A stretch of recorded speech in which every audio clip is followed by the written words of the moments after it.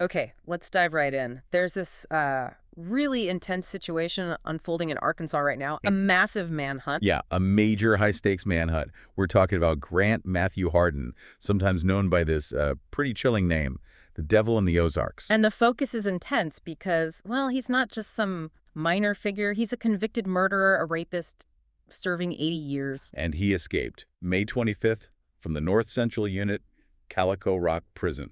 That's the core issue, the severity of his crimes, 80 years worth, and then he walks out. It's a huge public safety concern. Absolutely. So our goal here in this deep dive is to really unpack all of this. We need to look at the escape itself. How did that happen? We need to understand his background, which frankly has some really surprising twists. Definitely. And the crimes themselves, why the 80 years? Then there's the manhunt that's going on right now, this huge multi-agency thing. And maybe most importantly, what does this whole incident tell us about the system? You know, the vulnerabilities in the prison system that allowed this. Yeah. Exactly. We're working from a pretty detailed report here. Pulls together official sources, news reports, law enforcement statements.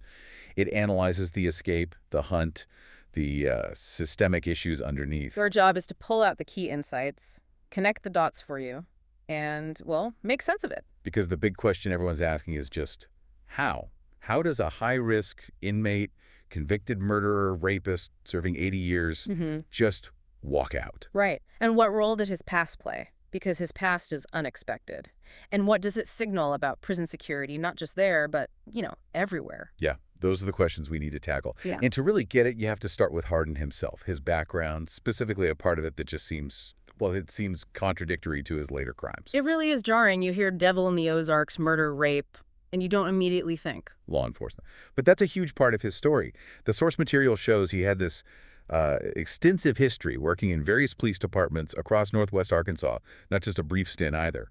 But troubled seems to be the key word there, right? It wasn't exactly a smooth career path. Not at all. The report lays it out. He was a patrol officer. Okay, Fayetteville PD, August 90 to May 91, terminated. Failed field training. So issues right from the get-go? Then Huntsville PD, November 91 to June 92, left that job citing personal reasons. That's what the record says. Okay. Then a longer stretch, Eureka Springs PD, July 93 to October 96. And this is where something really significant happened, isn't it? This wasn't just failing training. This points to, well, integrity. Exactly. He resigned from Eureka Springs specifically to avoid being terminated. A reason. Fabricating information on a police report. That's a major breach of trust for an officer. Wow. Fabricating a report. Yeah. And the former chief there, Earl Hyatt, is quoted in the source material. It's pretty blunt. He said, if you're not an honest person, you cannot be a police officer. It highlights this fundamental lack of honesty identified way back then, long before the murder and rape convictions. But even after being forced out for lying on a report, he didn't stop working in related fields. Nope. The pattern continued. He was briefly the police chief in Gateway, Arkansas. Started January 2016, resigned just a few months later. Police chief, after the Eureka Springs incident. Yep. And he served 2 terms as a constable, District 1, 2009 to 2010, again 2013 to 2014. Okay, so constable, police chief, it's a real mix. And here's the kicker, the part that's maybe most relevant to the escape. He even works as a correctional officer. Get out. A correctional officer, seriously. The guy who escapes prison later worked in a prison? That's right, at the Northwest Arkansas Community Correction Center. It's an all-female facility. He worked there from November 2016 until he was arrested for the James Appleton murder in February 2017. So let me get this straight. Fails training, fabricates a report, bounces between jobs, constable, chief, and then works inside a correctional facility right before committing the murder that sends him away for decades. That's the timeline. It paints this picture of instability, ethical problems, all within the systems meant to uphold law and security. And now, looking back, investigators see this whole law enforcement and corrections background as absolutely critical to how he escaped. Right? Completely. It wasn't just that he could, find a uniform. It's the knowledge he gained. Working inside a correctional facility, even briefly, he'd understand the routines. Shift changes, protocols at gates, maybe even the staff's mindset. Exactly. Sally ports, security checks, standard operating procedures. He might have known how things really worked. Not just how they were supposed to work on paper. This was practical, inside information, not stuff you learn from TV. It gave him an edge, an understanding of the system's potential weak points. Precisely. He knew the environment from the inside out. And that likely made his impersonation, his whole act, much more convincing. He wasn't just playing dress-up. He understood the role he was playing. And you combine that background, that insider knowledge, with the brutal crimes he committed later. That's probably where the Devil in the Ozarks name really took hold. Yeah, the source says that moniker got a lot of traction after he was featured in a TV documentary with that title. It captures the public fear, the perception of him as this particularly dangerous and maybe even manipulative individual, given his history. So you've got this really complex picture, someone involved in law enforcement, but with major integrity flags, who then commits these horrific violent crimes. That background is crucial context for the escape. Which brings us right to the crimes themselves. The reason Grant Matthew Hardin was looking at 80 years behind bars, that sentence alone tells you how serious these offenses were. It really does. The source details two main cases. First, the James Appleton murder in 2017. Hardin pleaded guilty to first-degree murder for shooting him. James Appleton was 59. And for that murder, he got a 30-year sentence. One detail the report points out, which is kind of chilling, is that the motive for killing Appleton was never actually made public. So we don't even know why he did it, just that he did and pleaded guilty. Right. Adds another layer of, well, darkness to his history. And the second major conviction came later for a crime committed much earlier. Yes, the 1997 rape case. This involved a teacher at an elementary school in Rogers, Arkansas, back in '97. It was a cold case for years. How did they finally connect it to him? DNA. While he was already in prison for the Appleton murder, his DNA was collected, as is standard. It was run through the system and matched samples that had been preserved from the 1997 rape scene. So the DNA database caught him years later. Exactly. Faced with that evidence, in 2019, he pleaded guilty to 2 counts of rape from that 1997 incident. And the sentence for those? 2 concurrent 25-year sentences. So that adds up to 50 years for the rape conviction. Okay, so 30 years for the murder, 50 years for the rapes. There's your 80-year total sentence he was serving when he escaped. Yep. Table 2 in the report breaks it down clearly. Murder 17, 30 years. Rape 97, 2 counts. Conviction in 19, 50 years. Total 80.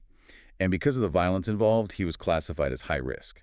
The report also mentions where he has ties in Arkansas based on all those jobs and residences. Right, places like Garfield, Eureka Springs, Holiday Island, Huntsville, areas in northwest Arkansas where he lived or worked. That's relevant for the manhunt, knowing where he might feel comfortable or have connections. But it specifically says no known ties to Utah or Brigham City. Correct. That's explicitly noted. There was some early speculation he might head west, but the report clarifies no known connections there. Okay, so now we understand who he is, what he did, and why he was in prison for so long, which makes the how of his escape even more critical. Exactly. The circumstances surrounding the escape itself are really what set off all the alarm bells and triggered this massive response. Let's walk through it. Saturday, May 25th, 2025, mid-afternoon, around 3:04 a.m., North Central Unit, Calico Rock Prison. And the facility type is important here. The report says Hardin was in a maximum security wing. But the prison itself, the North Central Unit, is primarily a medium security facility overall. Okay, that distinction seems crucial. A max security inmate inside a mostly medium security prison. It's a point that comes up later when we talk about systemic issues. Different levels of perimeter security, staffing, internal controls. It matters. And the way he got out, it wasn't like digging a tunnel or climbing a wall. Yeah. It was deceptive. Highly deceptive. He impersonated a corrections officer, and the report stresses this wasn't just throwing on a shirt he found. He adopted the dress and manner of an officer. Dress and manner. That suggests he knew how to act the part, not just look at confidence, body language. Precisely. Mimicking behavior, maybe using the right jargon, enough to fool someone who should know better. And he fooled someone at a critical point, a secure gate. That's the crux of it. He managed to deceive an employee operating a secure Sally Port gate. This employee apparently believed he was a legitimate officer and opened the gate, allowing Hardin to just walk through, unimpeded, right off the prison grounds. That single moment of deception at the gate, that was the failure point. The critical failure point? Yes. And this is where his background just snaps right back into focus. This wasn't some random chance opportunity. You mean anyone couldn't have just done this? Highly unlikely. This escape method directly leveraged his insider knowledge, his time as a cop, but especially his time working as a correctional officer. That gave him priceless insight. He knew the routines, the potential loopholes. He likely understood how gates operated, what checks were normally done, maybe even when checks might be less rigorous. He might have known the psychology, how to appear like you belong. He could anticipate responses, navigate the procedures, because he'd been on the other side. It's disturbing, using knowledge gained from being part of the system to dismantle its security. It's a perfect, albeit terrifying example of that. He knew the system well enough to exploit it effectively. So, what happened immediately after they realized he was gone? What did the prison authorities do? The Arkansas Department of Corrections, the ADC, launched an internal investigation right away, publicly, and in the report they acknowledged a lapse in security. Specifically, the failure to verify his identity at that gate. They owned up to that protocol failure pretty quickly. And they started looking into his prison job too, right? In the kitchen. Yes, that's another angle. They're investigating if his kitchen duty gave him access to materials he could have used for the disguise. Fabric, maybe tools, anything that could help create that makeshift uniform. Which raises another question about inmate jobs and access. Exactly. Should a high-risk inmate with his background have had that kind of access? It points to another potential vulnerability they need to review. So the picture emerging is a calculated escape planned by someone who knew exactly what he was doing, not an impulsive break. That seems to be the assessment, yes. Which led immediately into this massive manhunt we're seeing now. The scale of it, the agencies involved. It shows how seriously they're taking this. It's not just local cops looking around. Oh, no.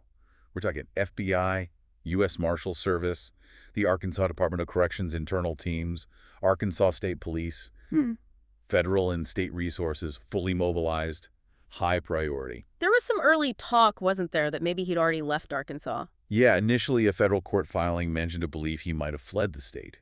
There were some unconfirmed sightings early on, central Arkansas, southern Missouri, that fueled that idea. But that changed. The focus shifted back. It did. That southern Missouri sighting. Yeah. Investigated and ruled out. With no solid proof he'd crossed state lines, the main search effort concentrated back near the prison in Ozarks County and the surrounding Ozark region. And that region, the Ozarks, he knows it like the back of his hand. Right? Yeah, that's a huge complicating factor. He has extensive knowledge of that terrain. It's rugged, dense forests, lots of caves. Authorities believe he's deliberately using that familiarity, hiding in caves, using trails they don't know, maybe finding shelter in abandoned cabins. It's his home turf. Gives him a real advantage against search teams. What are they actually doing to find him in that kind of environment? They're using a mix of tactics, and they've had to adapt. Bloodhounds were used immediately. The Calico Rock prison actually specializes in tracking dogs, so they were deployed fast. But I heard the weather caused a big problem for the dogs. A critical problem. Heavy rain hit the area shortly after he escaped. It basically washed away his scent trail after less than a quarter mile. Wow. Just like that, a primary tool is almost useless. Yeah, a huge setback. It forced them to pivot fast. Less reliance on scent tracking, more on aerial surveillance drones, helicopters to cover the vast area. Ground teams doing grid searches, checking woods, caves, cabins, and road checkpoints too. And Hardin's actions, even as he escaped, seemed designed to counter being tracked. It looks that way, adding to the calculated theory. He apparently took very little with him. And significantly, he left his clothes and bedsheets behind in his cell. Why is that significant? Because those are the items handlers use to give the bloodhounds the specific scent to follow. By leaving them, he might have been trying to delay or confuse the initial canine tracking effort. Shows he knew the procedure. Smart, in a chilling way. The report even mentions, kind of as an aside, that experienced fugitives sometimes use things like pepper to throw off dogs, though there's no confirmation Hardin did that. But leaving the scent items, that seems intentional. So you've got someone who planned the escape method, knew how to execute it, knew the terrain for evasion, and even took steps to thwart immediate tracking. And combine that with the warning from his old boss, quoted in the report saying Hardin won't hesitate to kill again. It paints a picture of a very dangerous, very resourceful individual. He's not just hiding, he's actively evading, using his knowledge against the searchers. It's a dynamic situation. Beyond just trying to find him out there in the woods, there's this other big question investigators are chasing. Did he have help? That's a major focus, yeah. The source material makes it clear they strongly suspect he might have had assistance, either from inside the prison or from someone on the outside. It moves beyond just a mistake by one guard into something potentially more coordinated. Potentially. And it connects back to that kitchen job investigation. Was it just about access to materials for the uniform? Or did someone facilitate that access, knowing what he was up to? Or maybe look the other way. It raises questions about internal complicity. But they're looking outside the prison too, right? Taking legal steps related to communications. Absolutely. This is a really significant move detailed in the report. They got a search warrant for cell tower data. Signed June 2nd, Ozarks County Circuit Court. Cell tower data. What exactly does that involve? Well, it's pretty broad. They targeted data from the big carriers, AT&T, US Cellular, T-Mobile, Verizon, specifically for any devices that connected to towers within a 5-mile radius of the Now, prison. what time period? A critical window from 6:00 a.m. on Friday, May 24th, the day before the escape, through 11:59 p.m. on Wednesday, May 29th, covering the escape and the immediate aftermath. So basically mapping out all cell activity near the prison around the time he got out. What are they hoping to find? They're looking for patterns. Call logs, who called whom, when, for how long. Location data based on tower connections.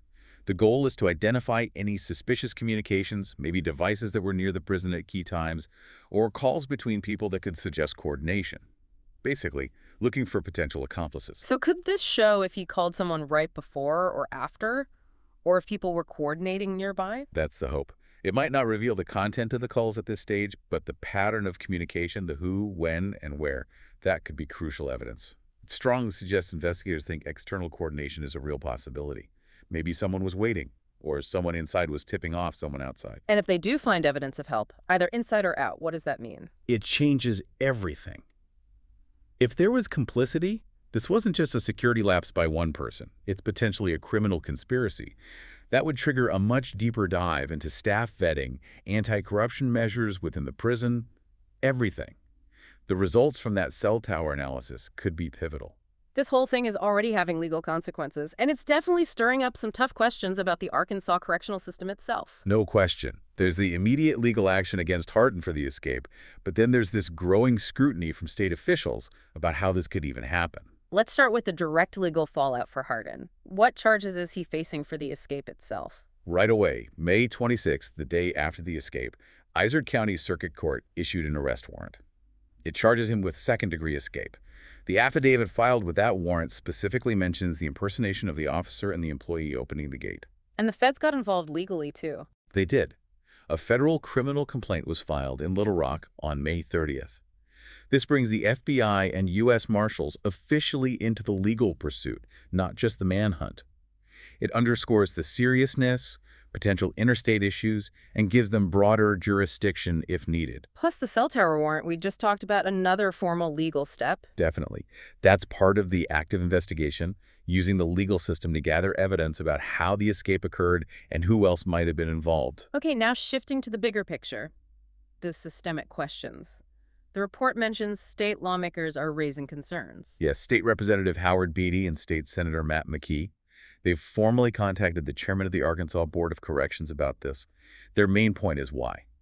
Why was an inmate like Hardin, high risk, murder and rape convictions, and a law enforcement background housed at Calico Rock, which is mostly medium security? They specifically linked his background to the risk, didn't they? They were very explicit. They said his past gave him knowledge and skills that enabled him to exploit weaknesses in security. They called his manipulation using the disguise disturbing and said it speaks to a broader system failure. Broader system failure, that's strong language. It suggests they don't see this as just one guard making a mistake. Exactly. It implies the protocols themselves, maybe the classification system, the security design, wasn't robust enough to handle someone with his specific insider knowledge.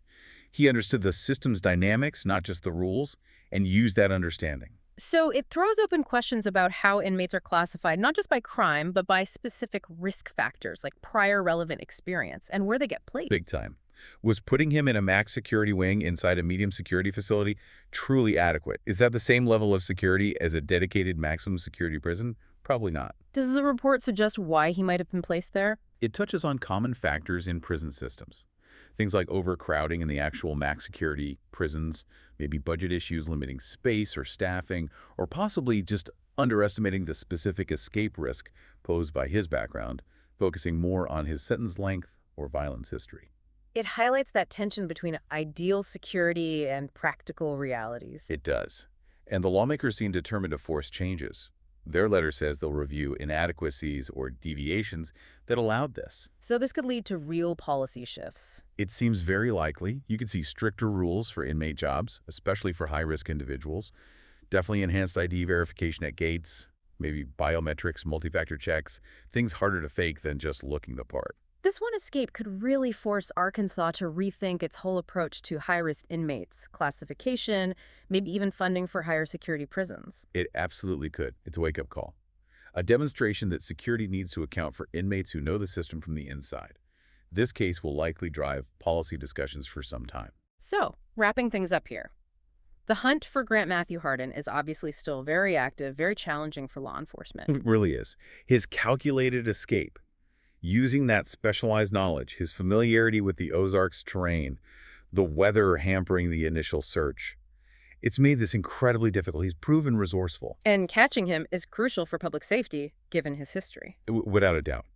A convicted murderer and rapist who planned a sophisticated escape and evaded capture.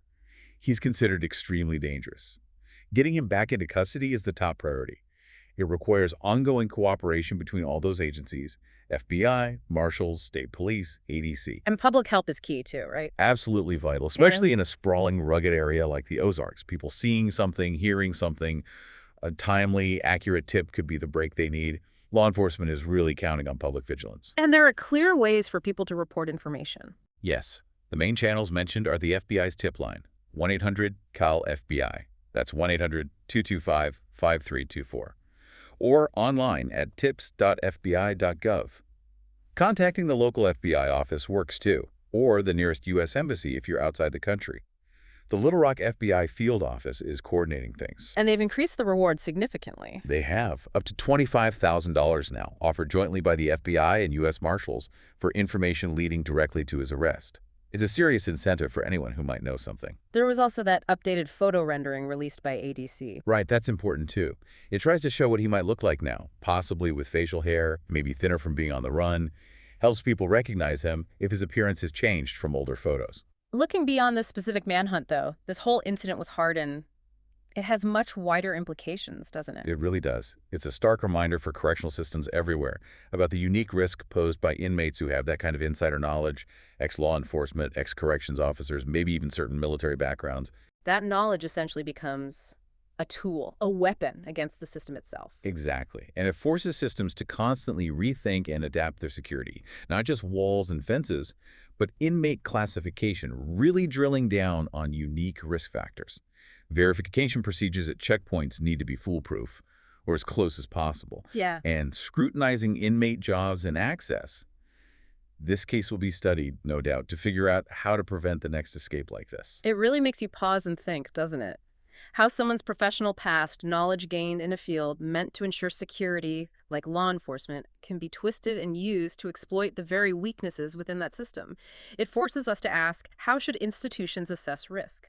Is it just about the crime committed, or do we need a deeper understanding of an inmate's specific skills and knowledge that could potentially be turned against the system holding them? That's the complex challenge this escape throws into sharp relief.